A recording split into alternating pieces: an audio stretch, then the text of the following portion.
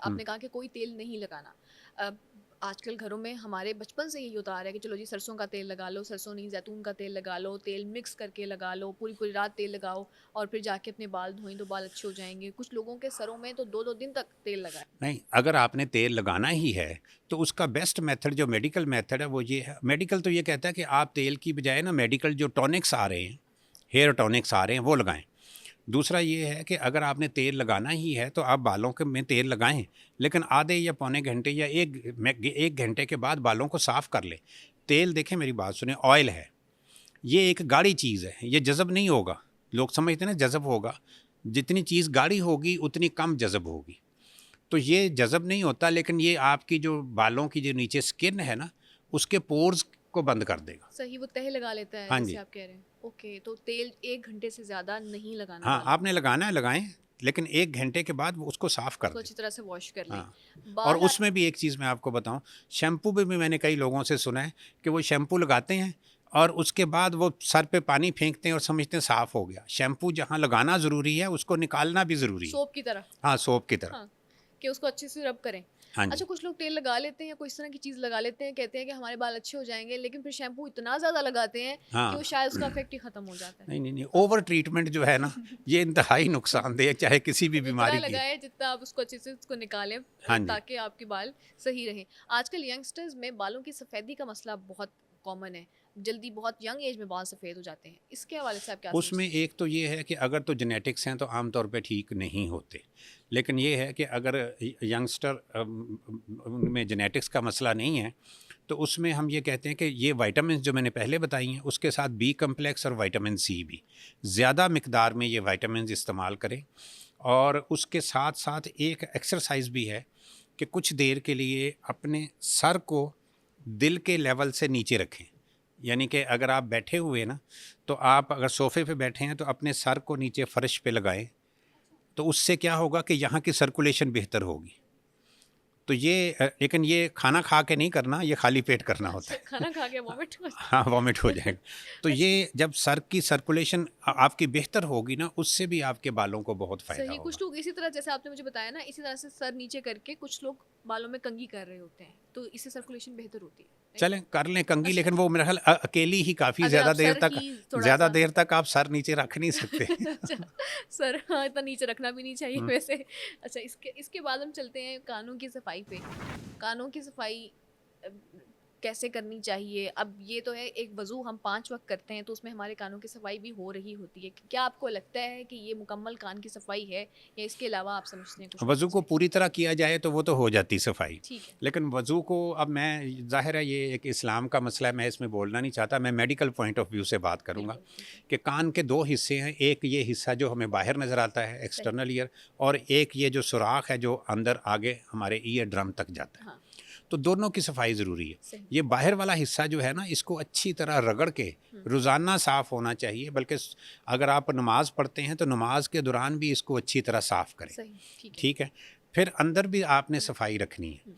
अच्छा, अंदर सफाई का ये जो आप लोग कॉटन बड्स इस्तेमाल करते हैं, जो कई लोग जो हैं वो पिन्ने इस्तेमाल करते हैं, बालों में जो लगाने वाली पिन है, बालों में अक्सर लगाने, ख़वातीन हाँ, इस्तेमाल कर रही होती हैं।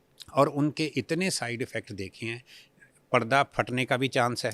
ओह! फिर दूसरा ये है कि उससे चक्कर आने शुरू हो जाते हैं। दिमाग पे असर होता है? हाँ, दिमाग पे असर होता है। मेरे पास कोई भी पेशेंट आता है ना, तो मैं पहला सवाल जो जो चक्कर वाला पेशेंट होता है, मैं पहला सवाल ये पूछता हूँ हुँ, कि भई ये बताएँ, हुँ। आप बालों में तीलियाँ तो नहीं मारती? ये माचिस की तीलियाँ भी मारते हैं अक्सर लोग। लोग। हुँ, एक मैं जगह पे बैठा हुआ था, हुँ। तो एक मरीज़ आया है तो लतीफ़ा ही, लेकिन बहरहाल वो वहाँ ये सच्चा वाक़या हुआ था कि डॉक्टर साहब के पास आके मरीज़ ने कहा जी कि डॉक्टर साहब मुझे ना बहुत चक्कर आ रहे हैं। सही। तो वो कहते हैं कि ये कोई बीमारी नहीं है, ये वो चक्कर हैं जो तुमने लोगों को दिए, अब वापस आ रहे हैं। तो ऐसा भी हो सकता है। हो सकता है मैं तीलियाँ ना भी मारी हूँ, आपको लोगों को दिए हुए चक्कर। किसी की बददुआ लग गई, अब आपको वापस आने शुरू हो गए।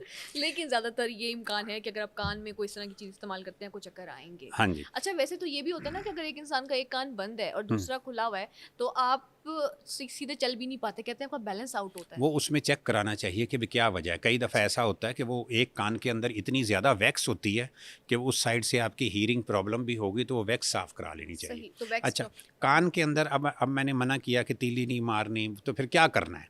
ये जो हमारी छोटी उंगली है ना, अगर आपने साफ करना है तो इसके साथ साफ कर लें। अच्छा इससे बारीक चीज़ कान के अंदर नहीं जानी चाहिए।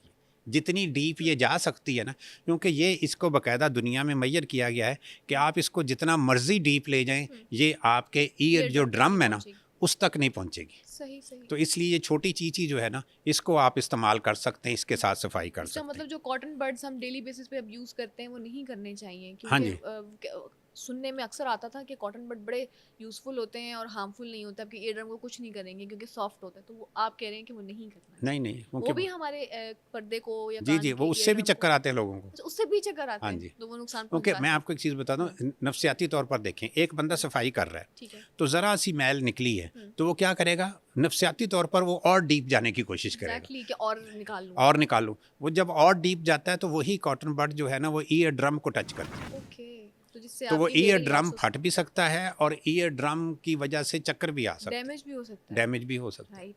और इसके अलावा ये भी सुनने में आता है कि जो वैक्स होता है कान का, ये कान के लिए यूज़फुल है, कान के लिए नहीं नहीं नहीं, ऐसा यूज़फुल नहीं है, नहीं, कान को साफ़ सुथरा होना चाहिए। तो बिल्कुल वैक्स नहीं होना चाहिए। इसमें मैं एक चीज़ आपको और बताना चाहता हूँ कानों के हवाले से।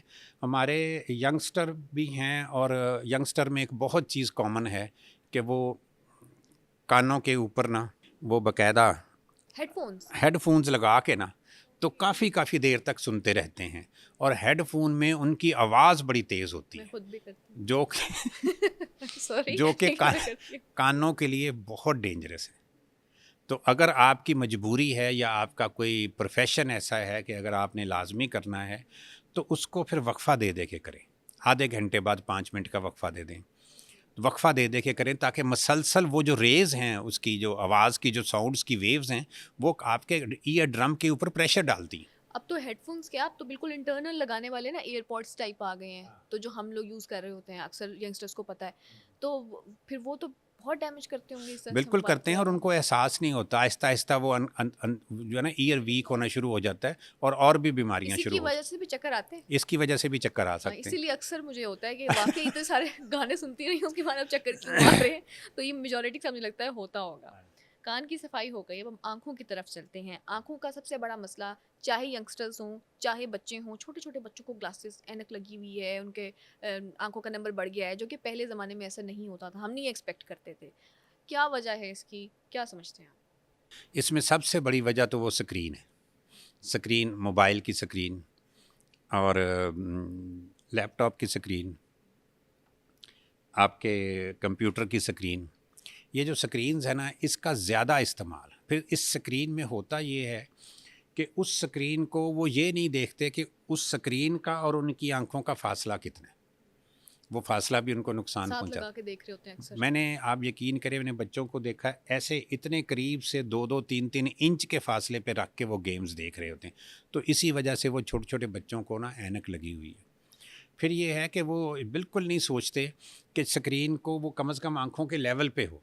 अगर आप आँखों के लेवल पे नहीं करते, इसको नीचे करके देखते हैं, तो वो आपकी गर्दन के ऊपर भी उसके नुकसान आते हैं। गर्दन के मोहरे जो है, एक बीमारी होती है जिसको हम कहते हैं सर्वाइकल स्पॉन्डिलोसिस, हड्डियों की बीमारी है, तो वो भी डेवलप होती है। तो ये स्क्रीन का इस्तेमाल जो है ना, उसको सही होना चाहिए। स्क्रीन के इस्तेमाल में अगर आपकी मजबूरी है, आपका प्रोफेशन है, तो उसमें भी हम कहते हैं कि 1 घंटा अगर आप स्क्रीन यूज़ कर रहे हैं या लैपटॉप इस्तेमाल कर रहे हैं, एक तो फासला पूरा रखें, ठीक है। अपने आँखों के लेवल पे आई रखें। लेवल पे रखें। हाँ जी, और तीसरा इसमें जो बहुत ज़रूरी है कि 1 घंटे बाद 10 मिनट का गैप दें।